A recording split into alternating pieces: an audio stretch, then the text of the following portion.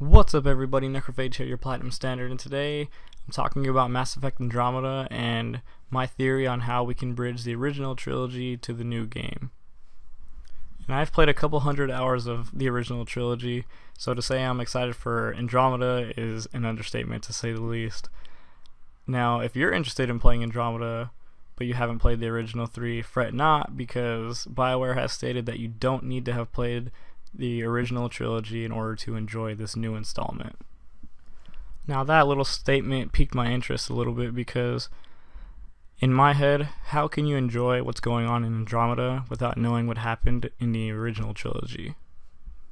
Now hopefully I can answer that question with my theory, but to do so I have to go into some major spoilers for the trilogy and more specifically Mass Effect 3 itself. So if you are ever planning on playing that game at all, and you don't want anything ruined for you, because there is still time between now and Andromeda comes out for you to play the original trilogy.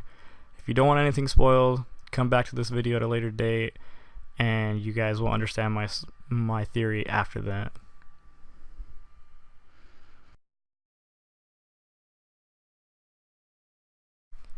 In Mass Effect 3, the Reapers attacked, and Commander Shepard was tasked with joining all the races of our galaxy together to fight against the Reaper threat.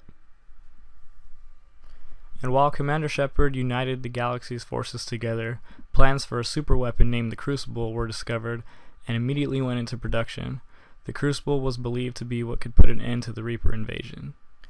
Once the Crucible was completed and activated by Commander Shepard, he had to choose how to use the Crucible.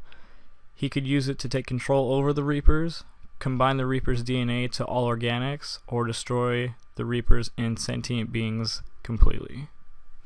Regardless of the choice, the firing of the Crucible results in the end of the war, but all of the mass relays have taken damage in the process. For those who don't know what mass relays are, they are how faster than light travel is possible in the galaxy. The epilogue of the game tells us that the survivors of the war were able to rebuild, but Commander Shepard is believed to have paid the ultimate price to end the war. Now this leads us to Mass Effect Andromeda, where all we know about the plot is that our new protagonist Ryder is responsible for finding us a new home in the Andromeda galaxy. It's here that we encounter that unanswered question. How do we go from winning the war against the Reapers to needing to find a new home in a new galaxy? A few theories out there suggest that the Andromeda mission was actually a plan B to ensure the survival of all the galaxy's races in case that Shepard couldn't get enough support to beat the Reapers. And while this theory fits well in the timeline of the original trilogy, the details of this theory lead us to more questions than answers. Personally, I want the ending of Mass Effect 3 to stay relevant, so this is my take on how Andromeda can be linked to the original trilogy and yet remain its own story. So my theory starts with the knowledge of what happens in the Arrival DLC all the way back in Mass Effect 2. At the end of the Arrival DLC, Shepard destroys the Alpha Relay in an attempt to delay the Reaper invasion. The destruction of this relay leads to the obliteration of the Bahawk system and seemingly the entire Batarian race. Now looking ahead to the events of 3, once Shepard fired the Crucible, significant damage was done to all the relays within our galaxy. Now this surely means each relay would be inoperable, but the cores of each of these relays may have become unstable as well. The instability of the relays would in turn cause severe damage to all nearby planets, rendering them as inhabitable zones.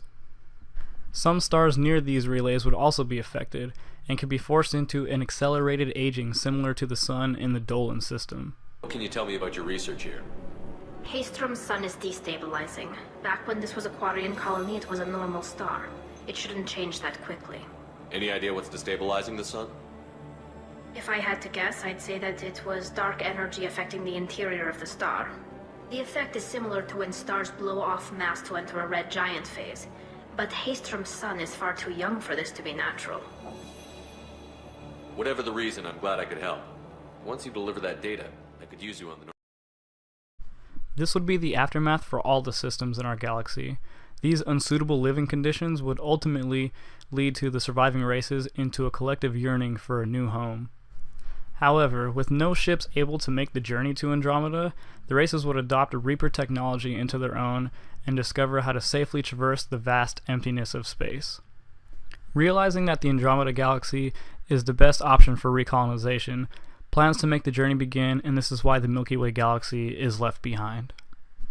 This is how Andromeda can remain its own tale, and references to the original trilogy can be minimal. Ryder may be the most knowledgeable of Andromeda, and therefore will become the one responsible for finding us a new home.